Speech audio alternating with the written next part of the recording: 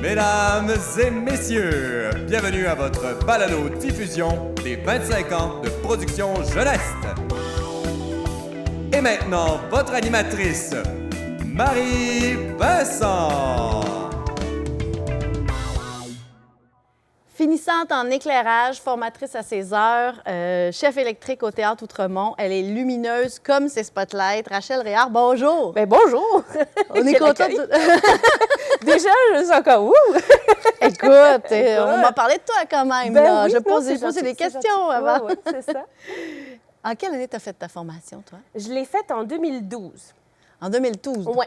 OK, donc ça fait 9 ans déjà. Oui, exactement. Qu'est-ce que tu faisais avant? En fait, moi, j'étais une nouvelle immigrante. Je suis arrivée au Québec en 2010. Et en fait, avant d'immigrer, je travaillais déjà un peu dans le domaine du spectacle, de l'événementiel. Mais c'est un domaine dans lequel je suis tombée tout à fait par hasard. Fait que je connaissais vraiment pas tout. OK. Je savais faire ce qu'on me disait de faire en me l'expliquant de A à Z, mais j'étais pas du tout autonome. Là. Je comprenais pas tout l'ensemble des choses, mais je savais que j'aimais beaucoup le milieu, par exemple. Fait que quand je suis arrivée au Québec, en fait, au départ, j'ai réussi à travailler chez Solotech. J'ai travaillé à la shop de Solotech par un espèce de contact de les choses improbables de la vie, tu travailles avec quelqu'un qui connaît quelqu'un qui a immigré, qui nanana. Et au final, en fait, c'est directement chez Solotech que j'ai entendu parler de la formation PJE. Oui. Juste évoqué avec un des collègues qui disait qu'il connaissait quelqu'un qui avait fait la formation. Et ça m'a allumé une petite puce à l'oreille de « Oh, me semble que ça me tenterait de faire ça. » Parce que je savais que j'avais des manques, je savais que j'avais besoin d'en apprendre plus, mais je ne savais pas où aller chercher cette information-là. Puis ça correspondait vraiment à ce que je recherchais dans le sens où je ne pouvais pas me permettre, en tant que nouvelle immigrante, de repartir 3 ans aux études. Parce qu'il fallait que je paye un loyer, il fallait que j'ai un travail. Un revenu. Exactement, que j'ai un revenu. Je ne pouvais pas juste faire comme 3 ans de je suis nourrie, logée quelque part. Là. C'est un nouveau pays pour moi.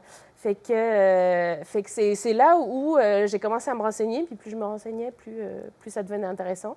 Jusqu'à réussir à faire la formation. Puis ça a vraiment été un accomplissement à ce moment-là. Est-ce qu'en arrivant, pour toi, c'était tout de suite l'éclairage qui... Oui. Pour moi, c'était évident. En fait, déjà, j'étais tombée en amour en passant par l'éclairage.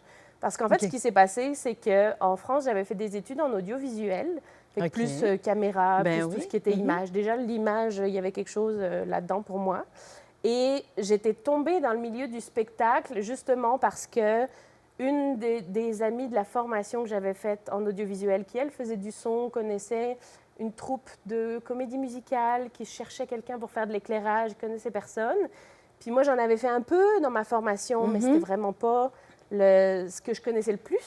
Mais j'en connaissais plus que n'importe qui d'autre. Fait que je me suis dit, ben allons-y.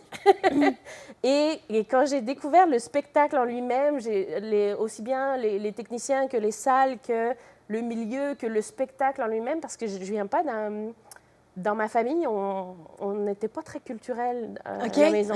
J'étais jamais allée voir un spectacle de ma vie ou presque. C'était pas du tout quelque chose qui existait dans mon univers. Et en fait, de découvrir non seulement cet univers-là, mais en plus de l'autre côté, j'ai fait comme, mais je l'aime. J'aime ça. J'aime beaucoup ça. Fait que j'avais beaucoup de choses à apprendre parce que j'étais passée par la mauvaise porte, mais je savais que j'aimais ça. Fait que l'éclairage, ça me plaisait déjà vraiment beaucoup. J'étais déjà très attirée par ça. Et oui, je suis rentrée à PJE pour finir en éclairage. J'avais aucun doute là-dessus. C'était clair là-dessus? Oh oui, moi, c'était évident. Est-ce qu'il y a eu des moments marquants dans cette année-là? Dans l'année de la formation, en fait, c'est plus l'ensemble de la formation qui m'a marquée dans le sens où j'ai découvert plein de gens différents de moi. Parce que je viens aussi d'un univers un peu privilégié aussi. Tu sais, je veux dire, moi, mon immigration, elle a été extrêmement simple. C'est tout un choix personnel. Oui. Puis j'ai découvert plein de milieux et plein de gens et plein de choses que j'imaginais juste pas dans ma vie. Fait que c'est l'ensemble du parcours d'ouverture, en fait, aussi aux autres qui a été un gros apport dans ma vie, en fait, juste de réaliser qu'on a tous des chemins différents. Puis là, on se retrouvait tous au même endroit à essayer d'apprendre la même chose. puis de se partager des infos, des affaires, de réaliser aussi qu'on avait tous des parcours différents et qu'on se retrouvait tous là pour apprendre des nouvelles choses. Il y avait quelque chose de vraiment, vraiment le fun dans ce rassemblement-là. Ouais, exactement. OK. Ouais. Qu'est-ce que ça a changé pour toi dans ta vie de faire la formation production jeunesse? Moi, j'ai tendance à dire que ça m'a fait gagner 10 ans de vie. En fait, 10 ans d'expérience dans le milieu. Dans le sens où je savais que j'aimais déjà le domaine. J'avais cette conviction-là. J'étais déjà passionnée par le spectacle en lui-même. Mais il me manquait tout. Il me manquait la base. J'étais zéro autonome au niveau de l'éclairage. J'aimais ça, mais je ne savais pas faire. C'est comme, il y avait quelque chose de vraiment très étrange à... Je faisais des conceptions d'éclairage sans avoir aucune idée de comment le brancher. Je ne savais pas brancher mes conceptions. C'était complètement fou comme situation. Et d'apprendre à savoir tout faire, de réaliser aussi la complexité de la chose dans tous les sens du terme, ça m'a vraiment aidé à faire un immense pas en avant. Puis ma carrière a fait un bond fou à partir de là. C'est-à-dire que moi, ça faisait 3 ans que je travaillais dans l'événementiel en France, puis j'en étais toujours au même niveau de brancher des petites affaires selon ce qu'on me disait, parce que j'arrivais pas à évoluer, j'arrivais pas à grandir, parce que j'avais pas d'autonomie réellement. Et là, tout d'un coup, je me retrouvais avec plein d'outils pour apprendre. Alors, je ne savais pas tout, Ben oui. Comme il a fallu que je me confronte au milieu puis que je fasse des erreurs pour en apprendre d'autres. Mais ça m'a vraiment fait faire un bond fou, puis... j'en reviens toujours pas de la rapidité de mon évolution dans le domaine. Et je pense vraiment que c'est la formation qui m'a donné ça aussi, cette espèce de allez, vas-y. Parce que je sais même pas si, en tant que nouvelle immigrante, si j'avais pas eu ce boost-là, comment j'aurais pu aller aussi vite et aussi loin sans ça. Pour moi, c'était évident que ça a fait un comme « pow! OK, c'est bon, j'y suis, je suis placée, je sais ce que je fais, puis on y va ». Fait que ça a été un pas immense dans ma vie, en règle générale. Qu'est-ce que tu as fait depuis? Qu'est-ce que j'ai fait? Ben, il y a eu plusieurs choses. J'ai beaucoup travaillé en technicienne, en fait, grâce à Prodigium aussi, là, tous les contrats Prodigium. Fait que ça a été beaucoup de TOU, beaucoup de Maison de la Culture Montréal-Nord. Oui. Puis, il y a le Théâtre Outremont qui est débarqué quand même assez vite. Ça fait quoi maintenant? Ça fait, je pense, 5-6 ans que je travaille là-bas. OK. Fait que, puis j'ai été, en fait, quand le Théâtre Outremont a décidé de faire affaire avec Prodigium, j'étais la première chez les chefs électriques qui a été placée là-bas. OK. Fait que, puis ça a été juste magique, là. Ça a été vraiment le fun de construire, en fait, avec cette nouvelle équipe-là. On venait de décrocher un contrat dans un théâtre. Fait qu'on a construit en équipe une manière de travailler, puis un lieu qu'on aimait, puis c'est un lieu qu'on apprécie tous encore beaucoup, puis qu'on aime. C'est vraiment un grand plaisir de travailler là-bas et d'avoir vu. C'est aussi un autre parcours, en fait, on est parti de, alors, qu'est-ce qu'on fait? Oui. Alors, on a un théâtre, qu'est-ce qu'on fait maintenant? Puis c'est ça, d'avoir mis en place plein de choses, de continuer à évoluer sur où est-ce qu'on s'en va, qu'est-ce qu'on va développer, ou quoi que ce soit. C'est vraiment très chouette comme endroit. C'est plein de petits parcours comme ça. Puis en même temps, au milieu de tous ces parcours-là avec Prodigium, il y a eu des rencontres avec des compagnies de jeunes publics, souvent. J'ai beaucoup travaillé avec des compagnies jeunes publics, souvent de danse d'ailleurs, avec Bouche de là, avec le Gros Orteil aussi, on parlait tantôt, avec la Marche du Crabe, plein de petites compagnies comme ça qui à un moment donné, on s'est croisés, on a tilté, on a décidé de faire des choses ensemble. Puis c'est un grand plaisir aussi J'ai découvert le plaisir de la tournée au Québec avec ces compagnies-là. De faire des petites tournées à droite à gauche, d'aller découvrir des petits coins de pays que je ne connaissais pas forcément. Et puis avec une petite équipe, moi j'aime beaucoup le petit côté un peu sac à dos, même si c'est organisé. Là, mais le côté, on part en petit groupe, on va faire des spectacles, puis on est très content avec ça. Fait que c'est aussi des parcours, ça fait aussi partie des choses que j'aime beaucoup. Aussi bien, j'adore travailler au Théâtre Outremont ou dans d'autres salles où je connais bien l'endroit, je m'y sens bien, c'est agréable. Autant c'est super le fun aussi d'aller partir en vadrouille avec une compagnie, puis d'aller s'organiser quelque part pour faire un spectacle. Je trouve ça vraiment chouette. J'aime beaucoup, en fait, l'ensemble des deux. Je ne pourrais pas me passer ni de l'un ni de l'autre. J'aime ça, pouvoir avoir un côté un peu stable, un peu à la maison, un peu pantoufle de Ouais. j'arrive au théâtre, c'est comme bon, ben. T'es chez toi, oui. Mais puis en même temps, le côté, je m'en vais me balader, puis là, on s'adapte, on rencontre des nouvelles équipes, des nouveaux endroits. Il y a toujours des adaptations à faire en fonction du lieu, qui des fois c'est plus facile, des fois ça l'est moins. Puis hop, on s'arrange, puis à la fin, on fait un spectacle, puis on est content et fier d'avoir réussi à venir à bout. Fait que ça, c'est vraiment quelque chose que j'aime beaucoup. Tu as fait le Festival des Îles-de-la-Madeleine il y a 2 ans aussi, donc c'était la première fois que tu y allais? Oui, j'ai découvert les îles à cette occasion-là. C'était vraiment chouette. C'était comme une super expérience. Ça n'a pas été de tout repos. C'était la première édition en plus. C'était la première édition. Ça a été quand même complexe, avec la complexité de faire tout un festival dans des îles, fait que tout n'est pas accessible. Ah, c'est on sûr. n'a pas la possibilité d'appeler le fournisseur puis de faire comme « Hey, il me manque quelque chose. » Peu importe quoi, d'ailleurs. C'est comme ça pourrait être la plus petite affaire comme la plus grosse. Effectivement. Ça se récupère pas comme ça. Fait que ça a été tout un défi, mais on a réussi à s'en sortir. On s'en est plutôt bien sortis. Puis le festival continue, fait que ça, c'est aussi une très, très bonne nouvelle. Oui, il y a eu sa 2e édition cet été, effectivement. Fait que, ça aussi, ça fait partie des belles expériences de découvrir. Moi, j'ai découvert les îles à cette occasion-là. Je n'avais aucune idée ni de où, ni de comment y aller. Oui. Puis c'est vraiment une superbe découverte que j'ai adorée. J'adore aller à découvrir des nouveaux endroits dans lesquels je ne serais pas forcément allée dans un autre contexte, en fait. C'est vraiment le travail qui m'a amenée là, mais ça a ouvert d'autres perspectives de vie. Ça m'a ouvert un autre endroit que j'ai découvert, que je veux absolument y retourner et possiblement y passer ma retraite. Fait que... Oui, on s'y verra peut-être. Non, exactement. Rendez-vous aux îles. Oui, c'est un rendez-vous. Clairement. J'imagine que pendant ton année de formation, puis même après, est-ce que tu as des anecdotes que tu aurais envie de nous raconter? Bien, il y a plusieurs choses, en fait. Moi, je me laisse toujours surprendre, en fait, par certains moments un peu magiques de spectacle, en fait, là où ça peut nous emmener. Un des autres endroits qui m'a beaucoup marqué au moment où je l'ai fait, où j'en revenais pas d'être là, c'est que j'ai eu la chance de partir avec le groupe Milk and Bone. On a fait un spectacle aux Chutes du Niagara. Okay. Je n'étais jamais allée voir les Chutes du Niagara. La ville de Niagara, c'est particulier. Je ne dis pas que j'aurais rêvé de m'installer là-bas, mais les chutes en elles-mêmes, elles sont incroyables. Puis on a fait un spectacle en face des chutes. Ça n'avait pas de sens.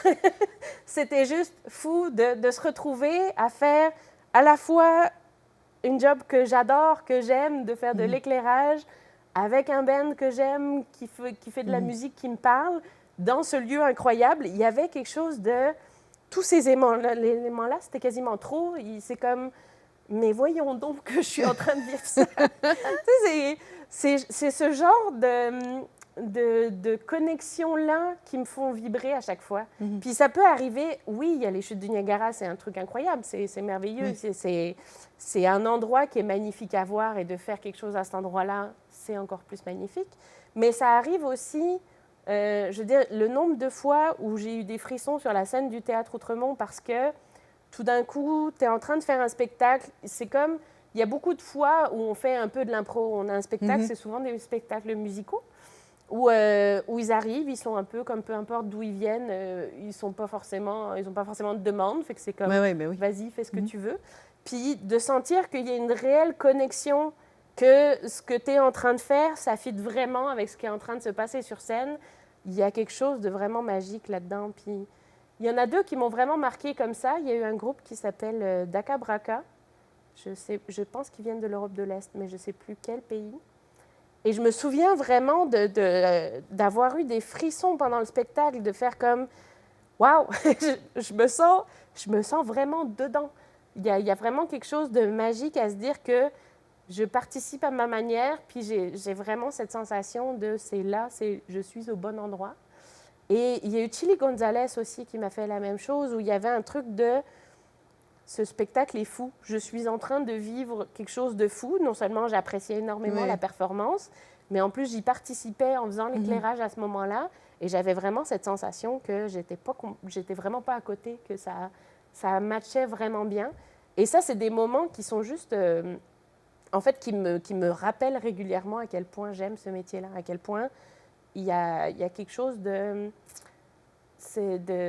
on est dans l'émotion, là, on est dans le frisson, mais... C'est un métier d'adrénaline aussi, vraiment. hein? Tu sais, C'est ça. C'est le côté... des longs moments de travail intense, et Ouais. puis, tu sais, un point culminant de spectacle. Oui, tout à fait. C'est vraiment, ça amène... C'est comme un autre genre de récompense. Évidemment, c'est le fun d'être payé pour notre job. Oui. Là. On veut tous ça, puis on ne dira jamais non. Et heureusement. mais c'est comme un supplément de plaisir au moment même où on le fait, qui est vraiment le fun, qui apporte quelque chose de plus Oui, c'est vrai. au travail. C'est comme une double récompense, quelque Exactement. chose. C'est ça. C'est comme un... Puis je pense que, ben moi, je suis pas du tout artiste, puis je les laisse faire parce qu'ils sont vraiment bien meilleurs que moi. Mais je pense qu'il y a ce côté-là aussi, quand on est artiste, il y a ce supplément-là de présenter quelque chose qu'on a fait, mais en plus d'avoir un retour immédiat quand c'est dans le cadre du spectacle vivant. Moi, c'est ça qui me plaît tellement dans ce milieu-là, c'est que on le sent, que le retour, peu importe, que ce soit des applaudissements ou des pleurs ou des rires, ou peu importe, il y a une émotion qui est présente et qui est là live et qui est ressentie par tout le monde, aussi bien par les artistes que les gens sur scène, que les gens dans la salle, que les techniciens. Comme tout le monde est capable de ressentir qu'il y a quelque chose de particulier qui se passe. Et c'est ça qui me plaît tellement dans ce domaine-là. Parce que tu dis que tu n'es pas artiste, mais quelque part, dans la conception d'éclairage, il y a quand même un côté créatif qui est là. Il y a un côté créatif, puis il y a un côté, en fait... moi, ce que j'aime là-dedans, c'est de rajouter une participation. C'est que je me sens pas artiste dans le sens où je me sens pas seule. Je présenterai pas juste un show d'éclairage. je présenterai pas juste des lumières parce que j'aime beaucoup ça, la lumière. Je suis pas sûre que ça parle à tout le monde. Mais le côté de mettre une touche à autre chose, ça, je la trouve super intéressante. En fait, de trouver... l'ambiance. C'est ça, de trouver une ambiance, puis de trouver quelque chose de commun entre une création de performance et un éclairage qui va venir mettre en valeur, donner une ambiance, comme rajouter du fluffy autour de tout ça. Ça, j'avoue que c'est vraiment le fun, parce qu'il y a ce sentiment participatif, tout en ayant conscience qu'on n'est pas la vedette, puis on n'est pas là pour ça, mais on a notre petite touche à nous au passage. Ça, c'est chouette. Fait qu'on va y aller avec un de mes moments préférés, celui des photos. Donc, je te montre des photos, tu me dis ce que ça te rappelle, c'était où, tu sais, ou si... Voilà, ce qui te vient par la tête. Merveilleux. Oh, Montréal complètement en cirque! Et ça, c'était les stages. Ça, c'était les stages d'été. Oui, stage d'été. Puis, première expérience sur le terrain, vraiment, là où on était directement les mains dedans. Fait que c'était vraiment chouette. J'en ai vraiment des super bons souvenirs. Non seulement de participer à ça, il y avait Julie qui était la DT du festival, qui était vraiment, elle était vraiment chouette parce qu'elle était super willing de nous donner des projets, de nous confier des projets. C'était comme, bon, ben, tu te sens apte à le faire, regarde, tu fais ça, puis ouais, vas-y. Ah, ça, c'est super. Fait que ça, c'était vraiment chouette parce que c'était pas juste, on a fait beaucoup de pousser des choses en plein soleil. C'est des grosses journées, là. Oui. C'était beaucoup, beaucoup de travail. Puis tout en extérieur, tout en plein soleil. Fait qu'il y a quand même un truc de très, très demandant physiquement aussi. Mais il y avait une super ambiance. On s'était beaucoup amusés sur ce festival-là. Plein de beaux souvenirs. Ça met dans le bain aussi, là, tu sais, parce que c'est très... On est dans la réalité du milieu. Exactement. Puis ça a aussi développé, en fait, Julie, elle m'a permis de rentrer sur la team de l'Igloo Fest aussi. Ça crée des contacts qui, en fait, ont développé beaucoup après. C'est comme... Par cette rencontre-là, j'en ai rencontré d'autres, et puis paf, pouf. Puis ça part un peu dans tous les sens à partir de ça. Mais ouais, un vraiment très bon souvenir, le festival. C'est une très belle photo. Ça, c'est où? Ça, c'est à la Maison de la Culture Montréal-Nord. OK. Ça, je me souviens très bien, c'était pendant la formation. Ça, c'était en 2012. Et c'était les journées où on faisait nos plans d'éclairage.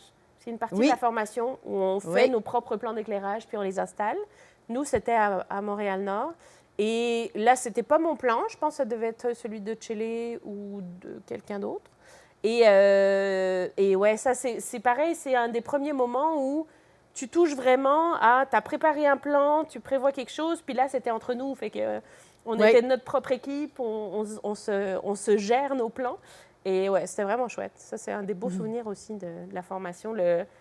On a imaginé quelque chose dans notre tête, puis là, on va le mettre en pratique. On va le mettre en pratique. Puis c'était drôle aussi de découvrir. Moi, je me souviens que j'étais impressionnée par les autres plans parce qu'on se concentre sur ce qu'on veut faire, nous. Mais quand on voit aussi ce que les autres, on voit qu'ils sont partis dans des directions totalement différentes. Puis que, oh ouais, c'est une bonne idée, ça. Fait que ça nous fait progresser aussi de réaliser ce qu'il y a dans la tête des autres, en fait. Ouais. Qu'on n'a pas tous, on fait pas tous le même chemin pour faire de l'éclairage. Il y a tellement de possibilités différentes. Fait que, ouais, c'était bien, bien chouette. Cette année, ils vont aller au Théâtre Outremont pendant une semaine, faire leur plan d'éclairage, les 5 qui sont en éclairage en 2021. Ouais. Maintenant, chef éclairagiste au Théâtre Outremont. Oui. Tu prends des contrats aussi pour différents spectacles, différents artistes. Mais tu as aussi accepté de prendre des contrats comme formatrice ici à PJ. Qu'est-ce que ça signifie pour toi? Pourquoi tu les acceptes? Pourquoi tu acceptes de faire ça? Bien, il y a un côté, en fait, moi, j'aime tellement le milieu, puis d'avoir fait la formation aussi, j'ai un peu aussi conscience de comment se passe la formation. Puis on dirait que j'avais la sensation de pouvoir expliquer d'une manière différente de Julien, d'avoir un point de vue un peu différent de Julien. Juste ma passion à moi, puis comment je me suis retrouvée là. C'était plus une question d'envie de partager un peu de « Viens, c'est le fun, tu vas voir, on s'amuse bien ». Il n'y a pas toujours des moments super le fun quand il faut faire des calculs électriques. Je veux dire, on est tous tannés de faire ça, mais il faut le faire quand même. Ouais. Mais ouais, j'aimais ça, l'idée, en fait, d'essayer de partager ce qui, moi, m'a attirée dans ce milieu-là, puis de donner un point de vue un peu différent parce qu'on est tous arrivés d'endroits différents, puis d'avoir un espèce de recul aussi, pas forcément de recul, mais aussi ça a vraiment un point de vue différent sur, ça peut aussi être ça, ou moi, mon parcours, il est de même, puis j'avais le goût de le partager, puis d'essayer d'aider, en fait. C'est vrai que je me suis sentie tellement dans la formation, puis en fait, de passer aussi 1 an à écrire le manuel d'éclairage, ça a été un gros morceau. Okay. Puis c'est ça qui m'a mis un peu le pied dedans, c'est que non seulement je suis rentrée dans la partie académique de la chose que je ne connaissais pas du tout, puis en fait, avec Marie-Ève qui, elle, me disait si c'était compréhensible ou pas ce que je faisais, parce que j'avais besoin de ce recul-là que je n'avais pas forcément. Ça a beaucoup aidé déjà, moi, à me placer réellement des choses, de faire comme, OK, oui, ça fait du sens, c'est logique. Et je me sens vraiment en connaissance de la matière. Puis, ça m'a aussi aidé à vouloir la partager parce que je me sentais plus précise dans ma compréhension de la matière.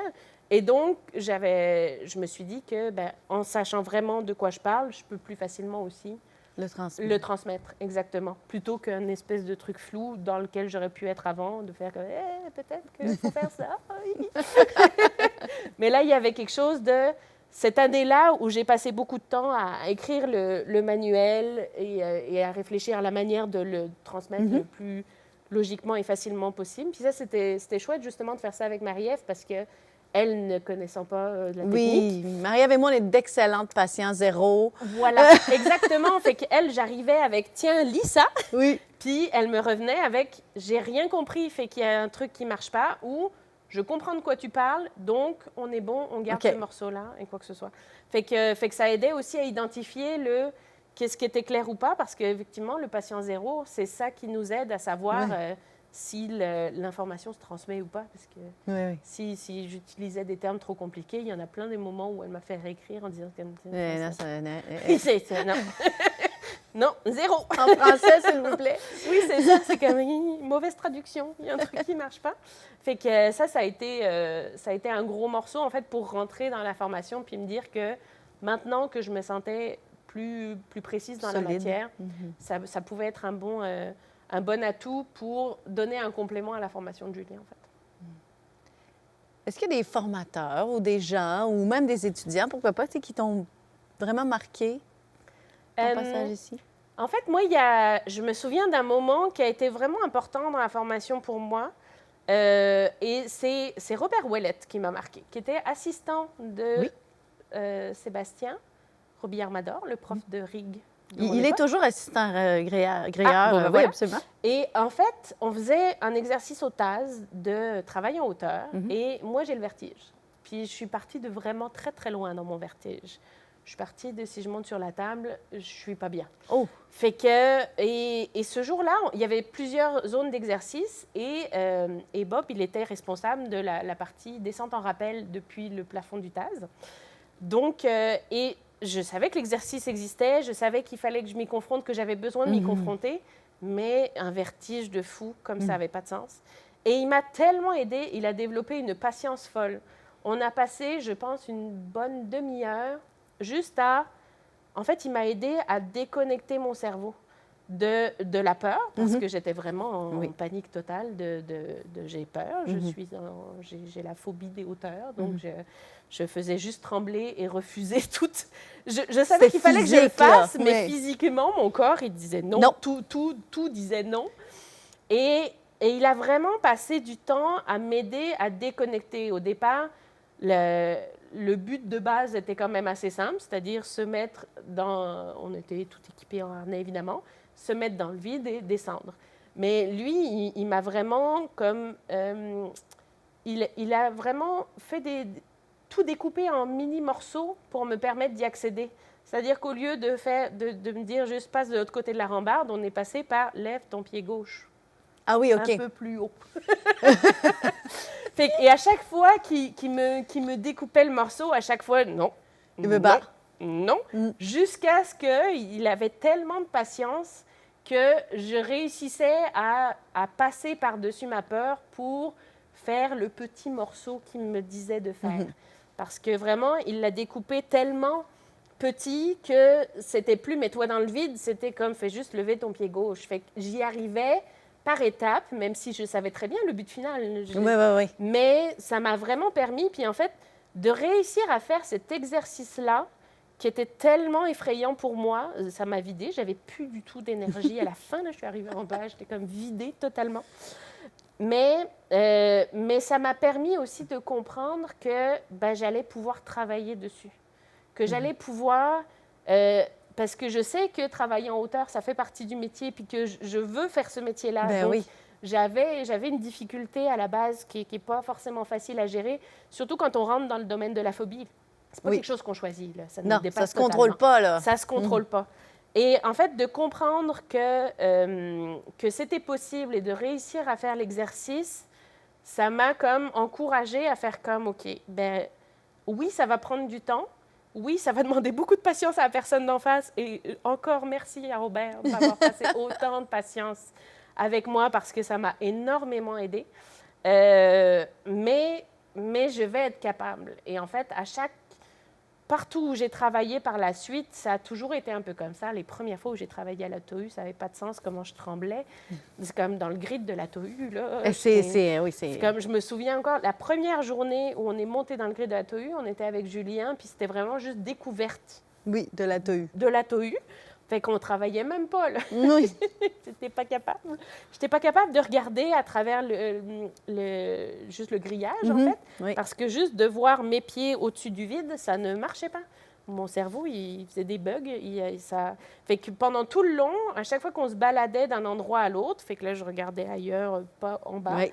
Et quand on s'arrêtait pour regarder les dimeux ou peu importe ce qu'on regardait, il fallait que je sois sur une poutre ou sur un tapis et je ne pouvais pas stationner sur le grillage. Ça ne marchait pas. Je ne pouvais pas écouter ce que Julien disait si mon cerveau savait que mes pieds étaient au-dessus du vide. Il y avait un truc, ça ne marchait pas. Et il a fallu travailler fort pour arriver à passer à travers ça. Je veux dire, après, j'en ai passé des tonnes, des Socapex à partir de... Oui, c'est ça ma prochaine question. Aujourd'hui, ça... C'est comme... Et j'ai toujours une appréhension, puis ça, je pense qu'elle est normale, puis en fait, elle est bonne pour le métier dans le sens où d'avoir ce vertige-là me permet de me concentrer de manière extrême sur ce que je suis en train de faire. Parce que c'est ma seule manière de m'en sortir, c'est-à-dire que pour oublier la terreur qui m'envahit, il faut que je me concentre sur qu'est-ce que tu es en train de faire. Donc, si je passe un saut capex, il n'y a plus que le saut capex qui compte. Si je mets une lampe dans le vide, il n'y a plus que la lampe qui compte. Et donc, je suis extrêmement consciente de toutes les étapes et de la sécurité nécessaire qui va avec. Donc, en même temps, ça prend peut-être un peu plus de temps que quelqu'un qui n'a pas peur, mais en même temps, je vais le faire. Je veux dire, il n'y a pas une lampe qui va tomber une fois quand elle est dans mes mains. Là. Parce que ça fait partie de ma survie à moi de me concentrer sur ce que je suis en train de faire pour passer à travers la peur qui m'envahit. Ça s'est quand même beaucoup amélioré. Je veux dire, je ne tremble plus autant. Mais ça reste des étapes difficiles. Puis, mais c'est le fun de voir, en fait, tous les petits progrès qui, au fur et à mesure, me permettent de faire mon travail sans problème. Puis, aujourd'hui, c'est vraiment rare que je refuse que j'ai trop peur pour faire quelque chose.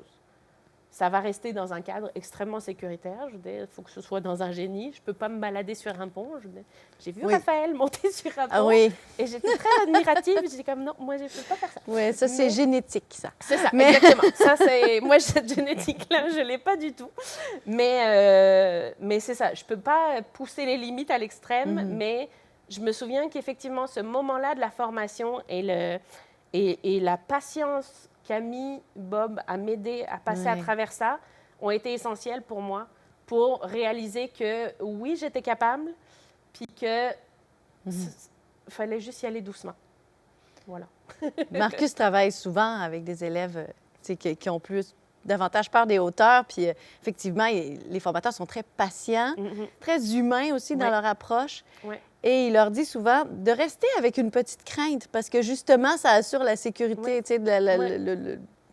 Trop confiant, c'est pas nécessairement mieux. Exactement. En fait, c'est cette crainte-là qui nous permet d'être plus affûtés sur ce qu'on est en train de faire parce qu'on a besoin de se concentrer sur quelque chose. Donc, on va être extrêmement précis sur ce qu'on a besoin de faire. Et effectivement, moi, je connais pas le côté pas de peur, mais je pense vraiment que c'est un atout, en fait, de garder cette crainte-là. Cette vigilance, quelque part. Là. Ça nous garde très, très présents. On ne peut pas être autrement que dans l'instant présent quand on appréhende ce qu'on est en train de faire. S'il y a une chose que tu as appris de ton passage à PJE, qu'est-ce que ce serait? Je dirais que c'est l'adaptation en règle générale. De pouvoir aussi bien s'adapter aux différentes personnes que j'ai croisées pendant la formation qui, comme on disait tantôt, pouvaient être très différentes de moi, de mon vécu, de mon parcours. Mais aussi d'apprendre qu'il y a tellement de manières différentes d'installer un montage, des conditions différentes. Ça peut être vraiment, on peut partir de pas grand-chose à des tonnes de choses, puis il y a des chemins vraiment, vraiment variés. Puis qu'à chaque fois, il faut être capable de s'adapter aussi bien à l'équipe à laquelle on travaille, qu'au lieu auquel on travaille, qu'à l'équipement qu'on a. Et donc, c'est vraiment beaucoup il faut toujours être en adaptation, en fait. C'est un mode ça devient un mode de vie. Tout doit être adaptable en fonction des éléments qu'on a sous la main, en fait. Pour ma dernière question, je vais y aller avec... si tu pouvais parler à la Rachel qui passe les portes de chez PJE la première journée, qu'est-ce que tu aurais envie de lui dire? En fait, je dirais juste comme... Cool! Mais je pense qu'elle était déjà convaincue à ce moment-là parce que j'avais vraiment le feeling que cette formation, elle allait être pour moi, qu'elle me parlait particulièrement. Puis ça a été prouvé 1000 fois depuis que j'en suis sortie que ce que ça m'a apporté, je ne pouvais même pas imaginer à quel point ça allait m'apporter beaucoup. C'est que même si le feeling de « c'est ça qu'il me faut » était très présent, toutes les portes que ça a ouvertes et tout ce que ça m'a apporté de rencontres, de compréhension, d'adaptation à tous les niveaux, ça a été vraiment très important. Puis aussi bien dans un parcours personnel que dans un parcours d'immigrante, c'est spécial à dire, mais moi, je partais vraiment ça faisait 1 an que je vivais au Québec, donc j'avais littéralement rien. Donc, tu as découvert le Québec par la technique de scène aussi, quelque part. Exactement. Ça a aussi fait partie de ma compréhension du Québec de faire cette formation-là et de développer tellement de choses. Mais même au niveau... c'est ça que je trouve vraiment très chouette, c'est qu'au niveau de ma connaissance culturelle québécoise, c'est venu beaucoup, beaucoup par le travail en lui-même. Oui. Le nombre d'artistes que je ne connaissais pas, qui sont hyper connus ici, puis que moi, j'ai juste découvert sur scène en faisant comme « Ah ben, et voilà ». Puis tu cherches un peu, c'est comme « Ah oui, OK, tout le monde connaît ».